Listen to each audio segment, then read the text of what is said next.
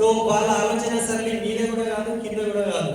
So మధ్యలో ఇట్లా వాళ్ళు మధ్యలోనే ఉండిపోతారు. సో కోవిడ్ లో చూడండి, చాలా మంది మిడిల్ క్లాస్ వాళ్ళే ఎక్కువ చనిపోయారు. అప్పర్ క్లాస్ ఉన్న వాళ్ళ దగ్గర డబ్బు ఉండే బ్రతికినారు. లోవర్ క్లాస్ వాళ్ళు పిచ్చం అడిగి ఎక్కడెక్కడ అడిగి వాళ్ళు తీసుకున్నారు, సో జీవించినారు.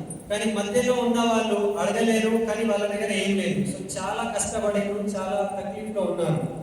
సో ఈ మిడిల్ క్లాస్ ప్రాబ్లం ఏమున్నదంటే, వాళ్ళ దగ్గర కళలు పెద్దవి ఉంటాయి, కానీ పని చేసే తీరము లోవర్ క్లాస్ లాగా ఉంటుంది. సో వాళ్ళు అక్కడే ఉంటారు, కానీ ఏడ్చుకుంటూ కూ చేసుకుంటూ సస్తా ఉంటారట. ఇప్పుడు ఒక వ్యక్తి దగ్గర ఒక టామీ కుక్క ఉన్నాడు, సోఫా మీద కూర్చున్నాడు, టీవీలో క్రికెట్ మ్యాచ్ జరుగుతున్నది. ఆ మధ్యలో క్రికెట్ మ్యాచ్ మధ్యలో ఆ కుక్క సోఫా మీద కూ అని అంటుంది.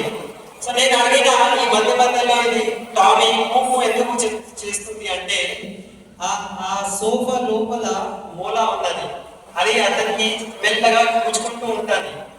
ఆ గుచ్చుకోవడం వల్ల నొప్పి అవుతుంది, అందుగురించి అది కూ అని అంటుంది.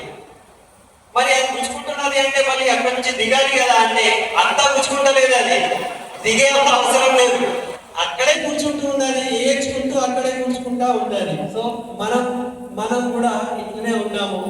సో మన దగ్గర కష్టాలు ఉన్నాయి, మనకు తెలుసు మనం ఏడ్చుకుంటూ ఉన్నాము అని, కానీ మనం ఆ లెవెల్లో పని చేయలేకపోతున్నాము. ఎందుకంటే మన పరిస్థితి కూడా ఆ టామీ లాగా ఉన్నది.